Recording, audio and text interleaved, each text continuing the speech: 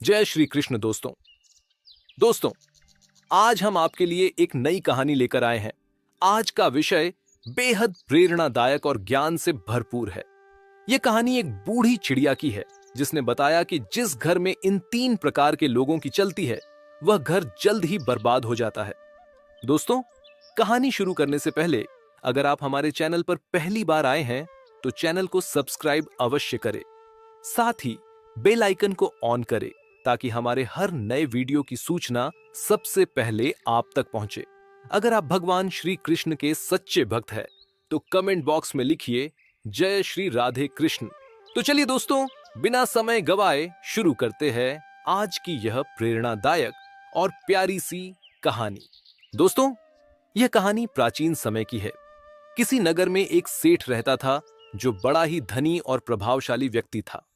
उसके पास धन दौलत और संसाधनों की कोई कमी नहीं थी। उस सेठ का एक पुत्र था जो बड़ा ही सुंदर था। सेठ और सेठानी के विवाह के बहुत सालों बाद उन्हें संतान की प्राप्ति हुई थी। सेठ और उसकी पत्नी अपने पुत्र से अत्यधिक स्नेह करते थे।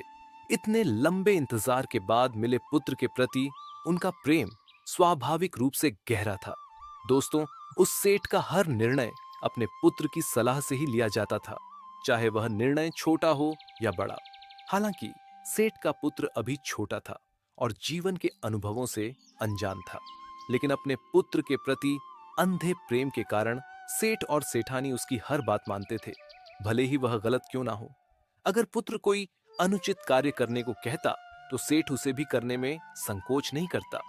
सेठ यह नहीं देखता था कि मेरा पुत्र अभी छोटा है और इसे इतनी परिपक्वता नहीं है कि वह बड़े निर्णय ले सके।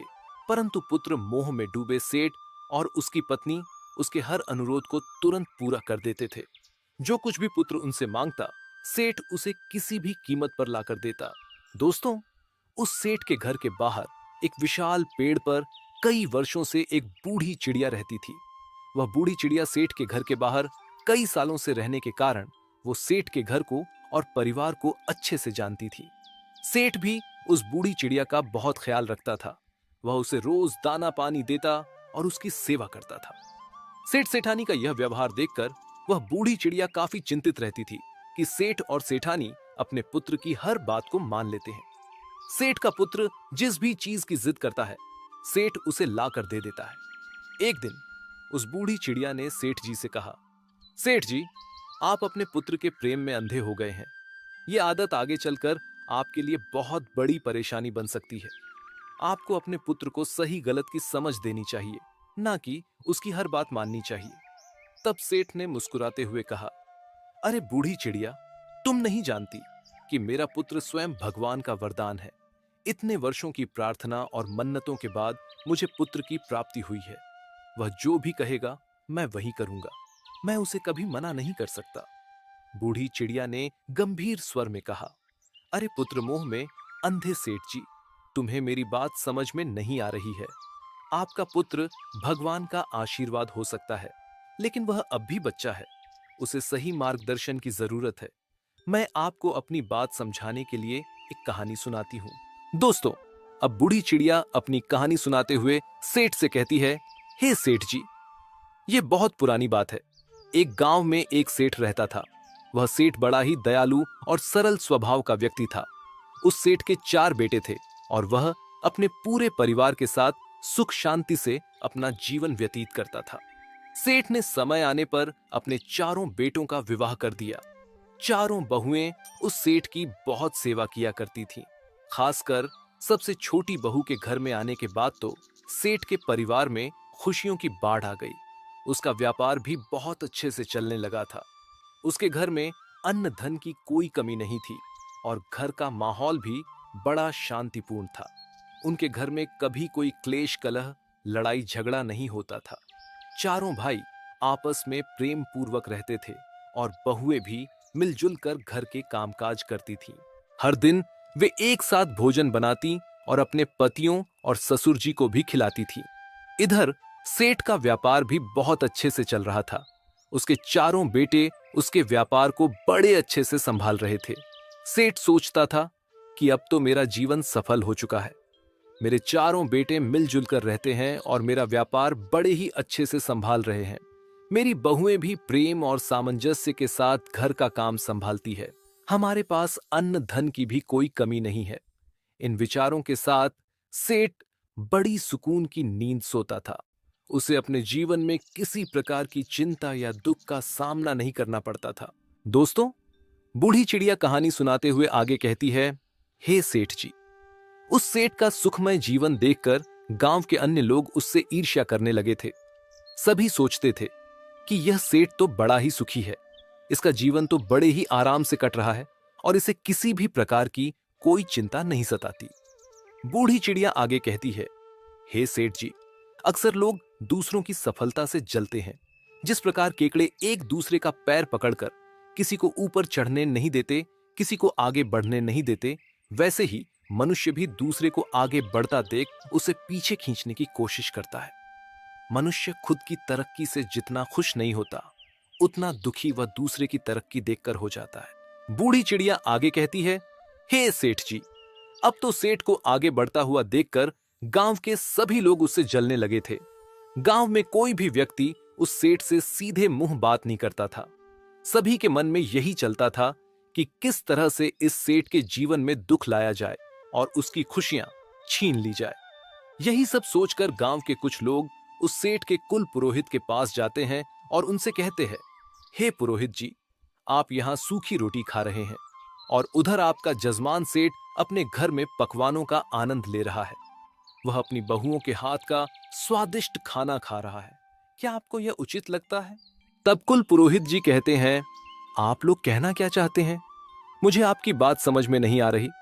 तब गांव वाले चालाकी से कहते हैं, पुरोहित जी, आपका जीवन तो आपके जजमानों पर निर्भर है, परंतु आपका जजमान तो बड़ा ही सुखी है।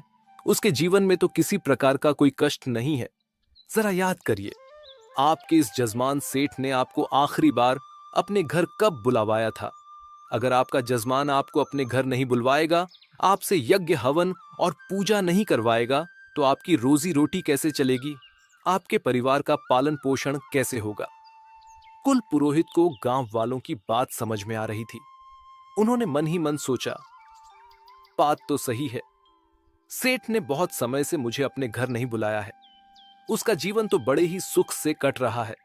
अगर ऐसा ही चलता रहा तो मेरा और मेरे परिवार का जीवन कठिन हो जाएगा।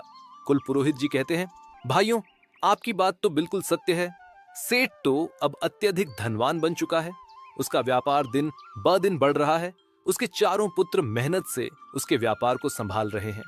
वही उसके घर की चारों बहुएं भी आपस में मिलकर बड़े प्रेम और सद्भाव से रह रही है। सेठ का जीवन सुख समृद्धि से भरपूर है। उसके जीवन में किसी भी प्रकार का कोई कष्ट नहीं है। तब गांव के लोग कहते हैं, पुरोहित जी, यदि आप चाहते हैं कि आपका जीवन सुखद हो, तो आपको कुछ ऐसा करना पड़ेगा जिससे आपके जजमान सेठ के जीवन में कुछ कष्ट आए। ऐसा कुछ कीजिए कि उसके घर में झगड़े शुरू हो जाए। जब उसका सुख शांति भरा जीवन टूटेगा, तब वह आपको यज्ञ हवन के लिए बुलाएगा और इस बहाने आपको कुछ धन भी मिलेगा। यदि ऐसा ही चलता रहा तो एक दिन आप गरीब हो जाएंगे और भीख मांगने पर मजबूर हो जाएंगे। इतना कहकर गांव के लोग पुरोहित के घर से चले जाते हैं। दोस्तों, बूढ़ी चिड़िया कहानी सुनाते हुए आगे कहती है, हे सेठ जी, गांव वालों की ऐसी बातें सुनकर पुरोहित के मन में चिंता घर कर गई। वे सोचने लगे कि अगर यही चलता रहा तो मेरा परिवार भूखा मर जाएगा। वे बड़ी चिंता में डूब जाते हैं। वे सोचने लगते हैं कि मैं सेठ के शांतिपूर्ण जीवन को कैसे बाधित कर सकता हूं। मैं ऐसा क्या कर सकता हूं कि सेठ के घर में लड़ाई झगड़ा होने लगे और उसका व्यापार भी बंद पड़ जाए। तभी वे मुझे हवन पूजा के लिए अपने घर बुलाएंगे। दोस्तों, पुरोहित की यह दुविधा उसे रात भर सोने नहीं देती। वह बार बार यह सोचता कि ऐसा क्या किया जाए जिससे सेठ के घर की शांति भंग हो जाए और वे मुझे यज्ञ हवन करवाने के लिए अपने घर बुलवाए। दोस्तों, अब ऐसा सोचकर कुल पुरोहित अपनी चिंता लेकर एक साधु महात्मा के पास पहुंचता है। वह साधु महात्मा को प्रणाम कर कहता है, हे महात्मा, मेरी मदद कीजिए। मैं एक कुल पुरोहित हूं। मेरे गांव में मेरा एक जजमान जो सेठ है, वह बड़ा ही सुखी और संपन्न जीवन जी रहा है। उसके जीवन में किसी भी प्रकार का कोई कष्ट नहीं है। लेकिन हे महात्मा, जिस प्रकार चोरों का जीवन लापरवाह लोगों पर निर्भर करता है। एक राजा का जीवन झगड़ा करने वालों से चलता है। उसी प्रकार हमारा जीवन जजमानों से चलता है। यदि जजमानों के घर में कोई कष्ट नहीं होगा, कोई दुख तकलीफ नहीं होगी और वे हमें पूजा पाठ के लिए नहीं बुलाएंगे, तो हम अपनी रोजी रोटी कैसे चलाएंगे? मेरा परिवार तो भूखा मर जाएगा। साधु महात्मा ने पुरोहित की बात ध्यान से सुनी और कहा, पुरोहित जी, आप व्यर्थ की चिंता मत कीजिए। मुझे बताइए, आपकी समस्या क्या है? तब पुरोहित ने कहा, महात्मा जी, मैं चाहता हूं कि मेरे जजमान सेठ के जीवन में कुछ परेशानियां आ जाएं। उसके घर में लड़ाई झगड़े शुरू हो जाए और उसके व्यापार में हानि हो। तभी वह मुझे यज्ञ हवन के लिए अपने घर बुलाएगा और मैं कुछ धन कमा सकूंगा, वरना मेरा जीवन चलाना मुश्किल हो जाएगा।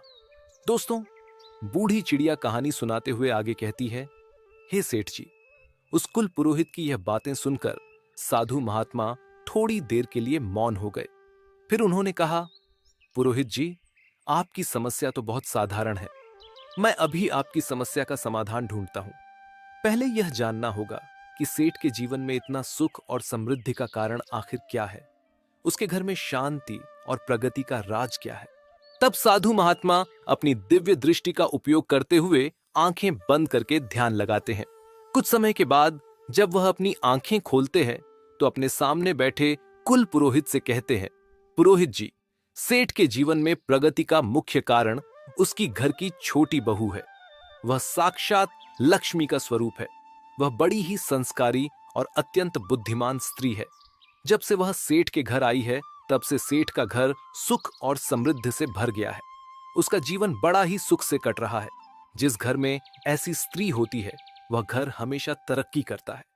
यह सुनकर कुल पुरोहित साधु महात्मा से कहता है, हे महात्मा जी, यदि ऐसा है तो क्या ऐसा कोई उपाय है जिससे सेठ के घर में अशांति हो, लड़ाई झगड़ा हो और उसका व्यापार भी ठप पड़ जाए? तब साधु महात्मा मुस्कुराते हुए कहते हैं, पुरोहित जी, तुम चिंता मत करो, इसका हल है। तुम्हें बस इतना करना है कि तुम अपने सेठ के पास जाकर उससे कहना कि सेठ जी, मुझे हवन के लिए आपके खेत से एक हरा बांस चाहिए और तुम सेठ से वह बांस लेकर अपने घर लाकर रख देना। जब तुम ऐसा करोगे तो धीरे धीरे उसके घर में लड़ाई झगड़े शुरू हो जाएंगे और उसकी बहुएं आपस में झगड़ने लगेंगी।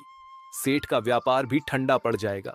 कुछ दिनों में ही सेठ बड़ा निर्धन हो जाएगा और तुम्हारे सेठ का जीवन कष्टों से भर जाएगा और तब वह खुद तुम्हें अपने घर हवन पूजन के लिए बुलाएगा। उन साधु महात्मा की बातें सुनकर कुल पुरोहित उनके चरणों में प्रणाम करता है और धन्यवाद देकर अपने घर लौट आता है। पुरोहित मन में सोचता है कि अब तो कल ही मैं सेठ के घर जाऊंगा और उसके खेत से एक हरा बांस मांग लूंगा। दोस्तों, बूढ़ी चिड़िया कहानी सुनाते हुए आगे कहती है, हे सेठ जी, अब अगला दिन होता है। सुबह जल्दी उठकर कुल पुरोहित सेठ के घर पहुंच जाता है। सेठ के घर पहुंचते ही पुरोहित आवाज लगाता है। सेठ, जो अंदर आराम कर रहा होता है, आवाज सुनकर बाहर आता है। अपने कुल पुरोहित को देखकर सेठ बहुत प्रसन्न होता है। वह आदर से उनका स्वागत करता है और उन्हें अंदर ले जाकर बैठाता है। फिर सेठ मुस्कुराकर कहता है, पुरोहित जी, आज इतने दिनों बाद आपका हमारे घर कैसे आना हुआ? तब कुल पुरोहित कहता है, सेठ जी, मैं बस इधर से गुजर रहा था तो सोचा आपसे मिल लूं। बूढ़ी चिड़िया कहती है, हे सेठ जी, कुल पुरोहित अपनी मीठी मीठी बातों से अपने सेठ को पूरी तरह से अपनी बातों में उलझा लेता है। कुछ देर बाद वह कहता है, सेठ जी, मैं आपसे एक छोटा सा निवेदन करना चाहता हूँ। क्या आप कृपा करके अपने खेत से मुझे एक हरे बांस का टुकड़ा लाकर देंगे? तब सेठ कहता है, पुरोहित जी, आपने इतनी छोटी सी बात कही है, मैं अभी लेकर आता हूँ। अब सेठ अपने खेत में जाता है और एक हरा बांस तोड़कर ले आता है।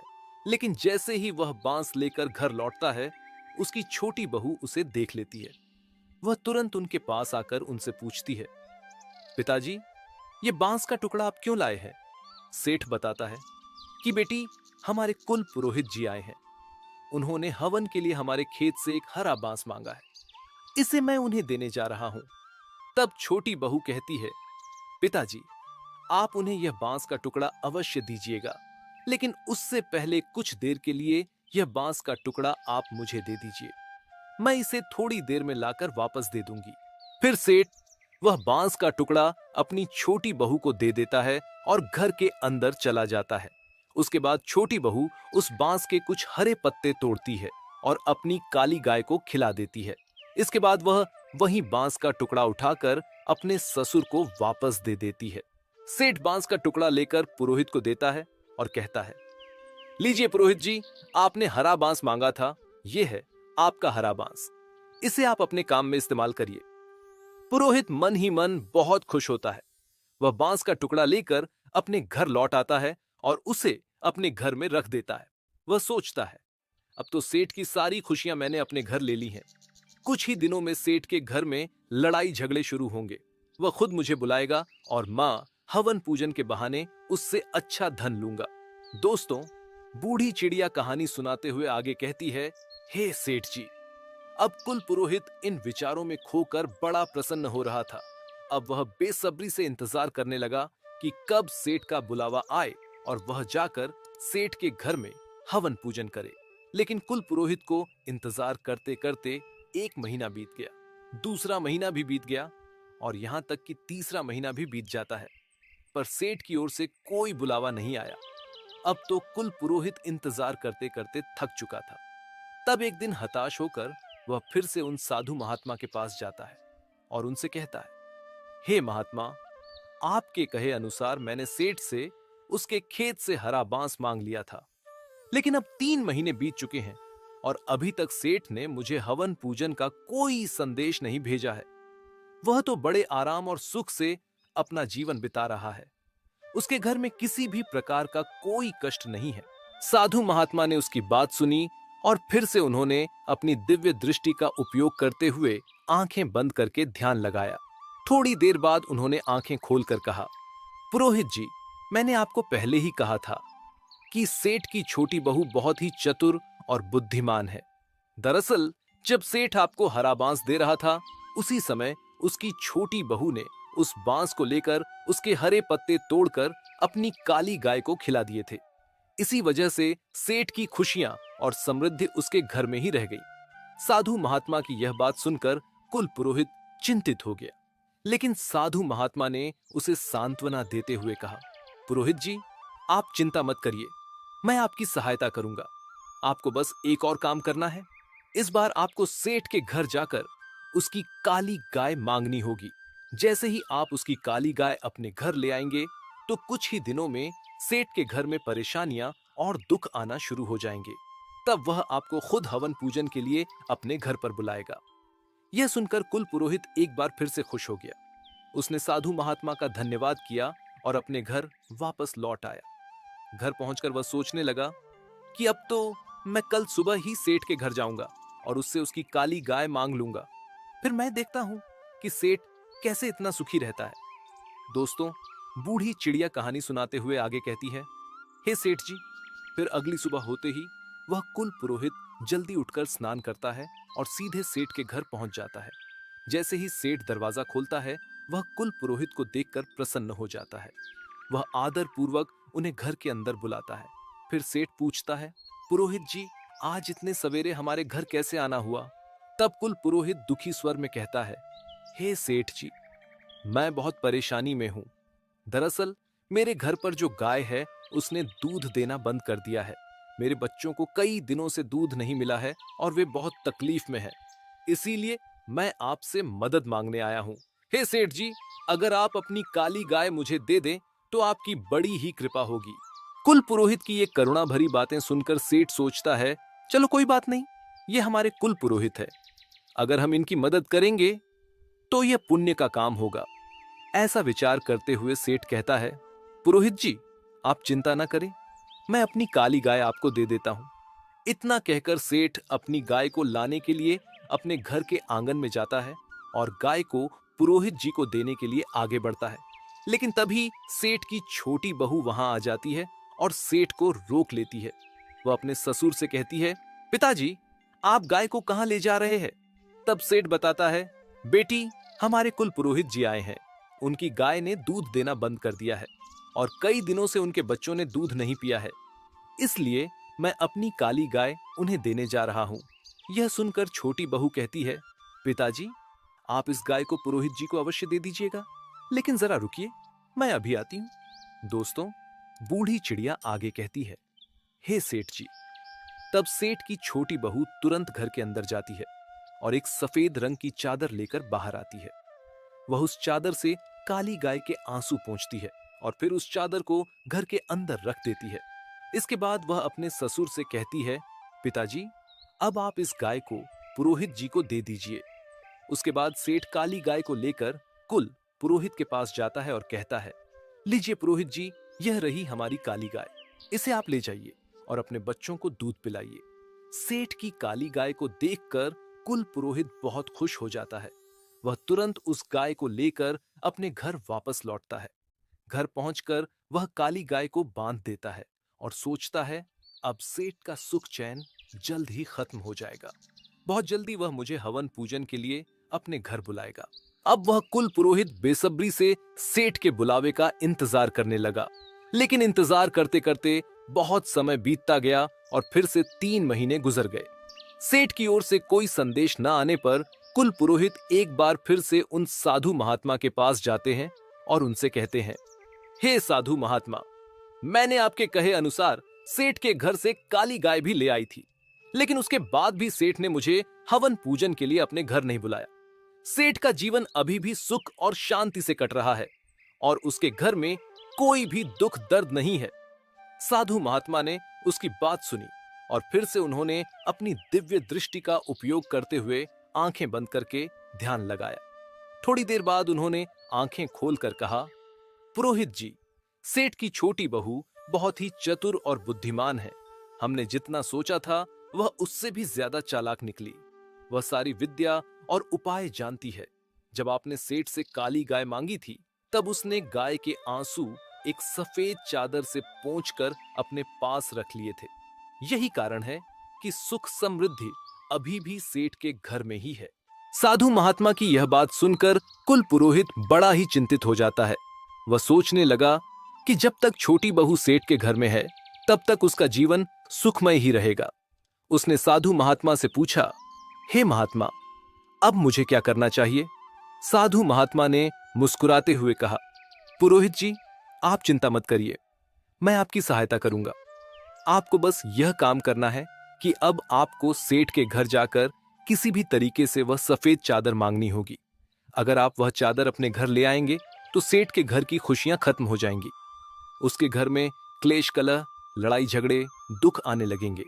तब वह आपको हवन पूजन के लिए अपने घर पर बुलाएगा।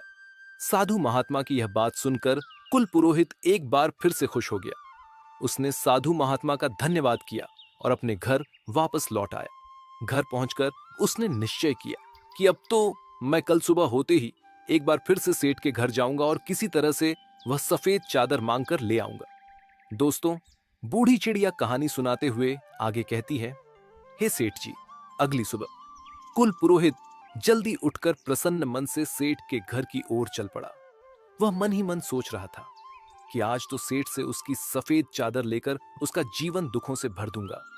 कुल पुरोहित सेठ के घर पहुंचता है और उनसे कहता है, सेठ जी, मेरी पत्नी हर दिन मंदिर में कीर्तन करने जाती है, लेकिन वहां बैठने के लिए उसके पास कोई अच्छी चादर नहीं है। वह फर्श पर ही बैठती है और यह देखकर मुझे अच्छा नहीं लगता। यदि आपको कोई आपत्ति ना हो तो क्या आप मुझे आज एक अच्छी सी सफेद चादर दे सकते हैं, ताकि मेरी पत्नी मंदिर में वह चादर बिछाकर कीर्तन कर सके। कुल पुरोहित की यह बातें सुनकर सेठ ने कहा, हे पुरोहित जी, आप चिंता ना करें, हमारे घर में एक बहुत अच्छी सफेद चादर रखी है। रुकिए, मैं अभी अपनी बहू से कहता हूं कि वह सफेद चादर आपको लाकर दे। तब सेठ ने अपनी छोटी बहू को बुलाकर कहा, बेटी, हमारे घर में जो सफेद चादर है वो लाकर पुरोहित जी को दे दो। अपने ससुर की बात सुनकर छोटी बहू घर के अंदर जाती है और वह उसी सफेद चादर को निकालती है जिससे उसने उस काली गाय के आंसू पोंछे थे। लेकिन वह चादर लाने से पहले वह उसका एक धागा निकालकर अपने मुंह में डाल लेती है और उसे खा लेती है। इसके बाद छोटी बहू वह चादर लेकर बाहर आती है और मुस्कुराते हुए पुरोहित जी को वह सफेद चादर दे देती है।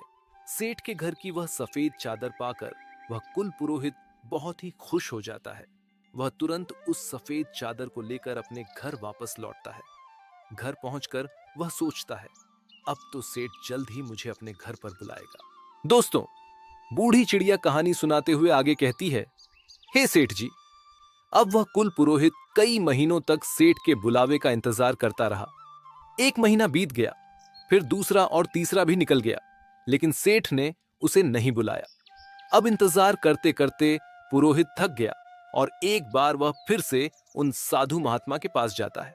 तब साधु महात्मा ने पुरोहित को देखकर कहा, आओ पुरोहित जी, बताओ कैसे हो।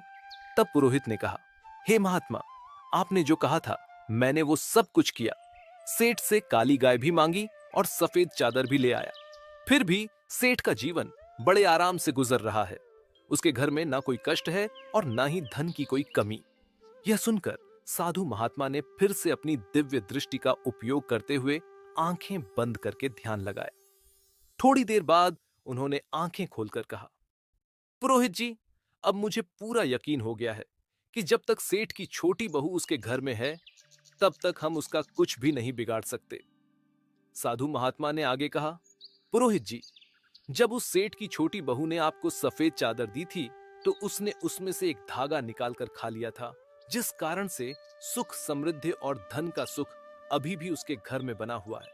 अब तुम्हें कोई उपाय ढूंढकर सेठ की छोटी बहू को उसके घर से निकालना होगा, तभी सेठ के जीवन में कष्ट आएंगे और उसकी सुख शांति भंग होगी। साधु महात्मा की यह बात सुनकर पुरोहित समझ गया कि जब तक सेठ की छोटी बहू घर में है, उसकी कोई योजना सफल नहीं हो सकती। वह साधु महात्मा को प्रणाम करके घर लौटा और सेठ की बहू को घर से बाहर निकालने का उपाय सोचने लगा। अगली सुबह पुरोहित सेठ के घर जाता है और बड़ी ही चिंतित मुद्रा में सेठ से कहता है, हे सेठ जी, आपकी सुरक्षा मेरी जिम्मेदारी है, लेकिन मुझे आपके ऊपर एक बहुत बड़ा संकट मंडराता दिख रहा है। आपके व्यापार में भारी नुकसान हो सकता है, आपके घर में क्लेश और विपत्ति आ सकती है और आपका जीवन दुखों से घिर सकता है। पुरोहित जी की ऐसी बातें सुनकर सेठ घबरा जाता है और बहुत ही चिंतित हो जाता है। वह पुरोहित से कहता है, पुरोहित जी, यह आप क्या कह रहे हैं? क्या इस संकट से बचने का कोई उपाय है? कृपया हमें बताइए। आप जो कहेंगे हम वही करेंगे। दोस्तों, बूढ़ी चिड़िया कहानी सुनाते हुए आगे कहती है, हे सेठ जी। वह पुरोहित यह सुनकर समझ गया कि सेठ अब उसके जाल में फंस चुका है। उसने गंभीर स्वर में कहा, सेठ जी, आपकी छोटी बहू आपके इस घर के लिए सबसे बड़ा खतरा है। जब तक वह इस घर में रहेंगी, आपके ऊपर संकट मंडराता रहेगा। मैं तो कहता हूं कि आप अपनी छोटी बहू को अभी तुरंत घर से निकाल दीजिए। वही आपके सुख, शांति और समृद्धि के रास्ते की रुकावट है। पुरोहित की ऐसी बातें सुनकर सेठ पूरी तरह से उसके शब्दों पर यकीन कर लेता है। वह पुरोहित से कहता है, पुरोहित जी, आप जैसा कहेंगे मैं वैसा ही करूंगा। कृपया बताइए कि मुझे अपनी छोटी बहू को किस तरह से घर से निकालना है। तब पुरोहित कहता है, सेठ जी, आप किसी भी तरीके से तुरंत अपनी बहू को घर से बाहर निकाल दीजिए। जब तक वह यहां है, आप इस संकट से नहीं बच सकते। इतना कहकर पुरोहित अपने घर लौट जाता है। पुरोहित की ऐसी बातें सुनकर सेठ जी गहरी चिंता में डूब जाता है। उसके मन में बार बार यह विचार आता है कि मेरी बहू तो इतनी भली और विनम्र है, वह मेरी इतनी सेवा करती है, मैं उसे घर से कैसे निकाल सकता हूं? परंतु फिर पुरोहित की बातों को याद करके सेठ सोचता है, अगर मेरी छोटी बहू मेरे लिए खतरा है और उसके कारण मेरे परिवार पर विपत्ति आने वाली है, तो मुझे कठोर निर्णय लेना ही होगा। यह विचार करते हुए सेठ अपनी छोटी बहू के पास जाता है। वह बहू से कहता है, बेटी, मुझे बहुत दुख के साथ यह कहना पड़ रहा है कि तुम्हारा इस घर में रहना अब ठीक नहीं है। पुरोहित जी ने बताया है कि तुम्हारे कारण हमारे घर पर घोर संकट आने वाला है, इसलिए तुम्हें आज ही यह घर छोड़कर जाना होगा। बूढ़ी चिड़िया आगे कहती है, हे सेठ जी, अपने ससुर जी के ऐसे कठोर शब्द सुनकर वह छोटी बहू समझ जाती है कि यह सब पुरोहित जी की चाल है। पुरोहित जी ने ही मेरे ससुर जी को ऐसा कहा है। फिर भी वह शांत होकर कहती है, पिताजी, अगर आप यही चाहते हैं तो आज ही मैं यह घर छोड़कर चली जाऊंगी। आपके आदेश का पालन करना मेरा धर्म है। जब सेठ का छोटा बेटा अपनी पत्नी को घर छोड़कर जाते हुए देखता है, तो वह भी गुस्से और दुख से भर जाता है। वह अपने पिता से कहता है, पिताजी, अगर मेरी पत्नी को इस घर में जगह नहीं है तो मुझे भी इस घर में नहीं रहना है।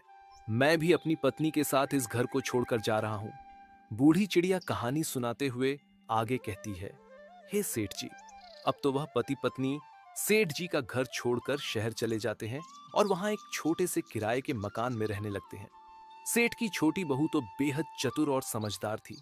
अपनी बुद्धिमानी और मेहनत के बल पर वह और उसका पति जल्द ही अपना छोटा सा कारोबार शुरू करते हैं। धीरे धीरे उनका छोटा व्यवसाय एक बड़े व्यापार में बदल जाता है। उनके व्यापार की सफलता इतनी बढ़ जाती है कि वे शहर में अपना खुद का आलीशान मकान खरीद लेते हैं और बहुत धनवान बन जाते हैं। इधर छोटी बहू के घर से चले जाते ही सेठ जी का घर धीरे धीरे बर्बादी की ओर बढ़ रहा था। घर में कलह का माहौल बन गया था। घर में लड़ाई झगड़े होने लगे थे। सेठ की तीनों बहुएं आपस में खूब झगड़ने लगी थीं और उसके तीनों बेटे अपने कर्तव्यों से पूरी तरह विमुख हो गए थे। तीनों बेटे बुरी संगत में पड़कर व्यापार को नजरअंदाज करने लगे थे। इसके साथ ही कुल पुरोहित ने अपनी चालें तेज कर दी थीं। हवन पूजन और अन्य बहानों के जरिए वह सेठ से लगातार धन ऐंठता रहा। धीरे धीरे पुरोहित ने सेठ को पूरी तरह से लूट लिया और सारा धन अपने घर ले जाने लगा। अब सेठ की हालत बद से बदतर हो चुकी थी। घर में खाने को अन्न नहीं था, पहनने को कपड़े नहीं थे और हर तरफ गरीबी और दुर्दशा का आलम था।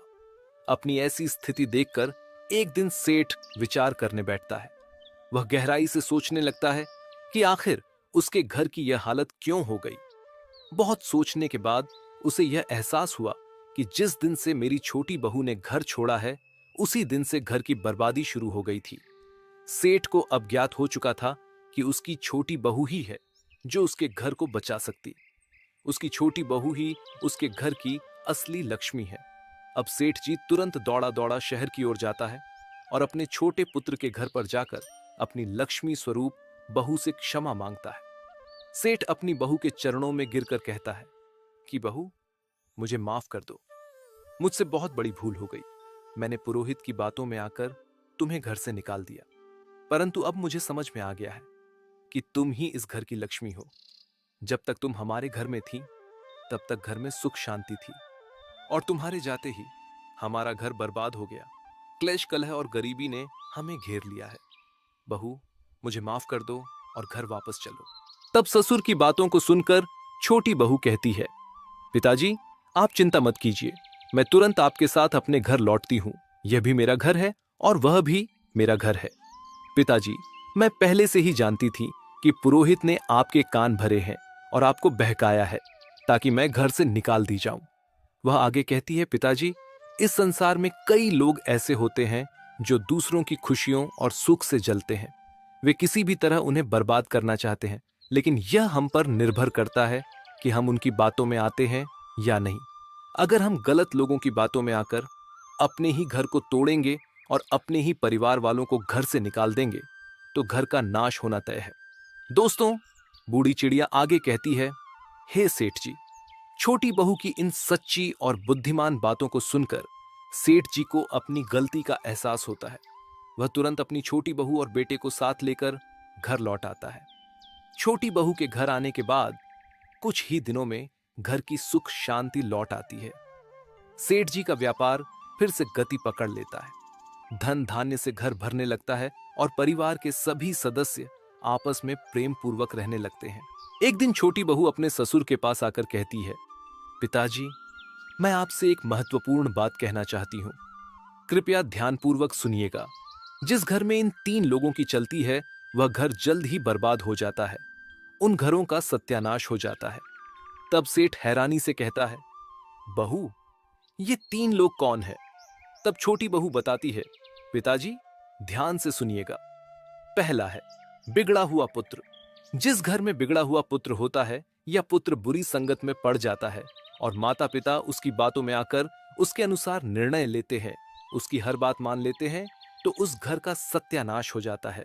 वह घर बिकने की परिस्थिति में आ जाता है और उस घर के लोग कष्ट में अपना जीवन व्यतीत करते हैं। नंबर 2, जिद्दी और लालची स्त्री।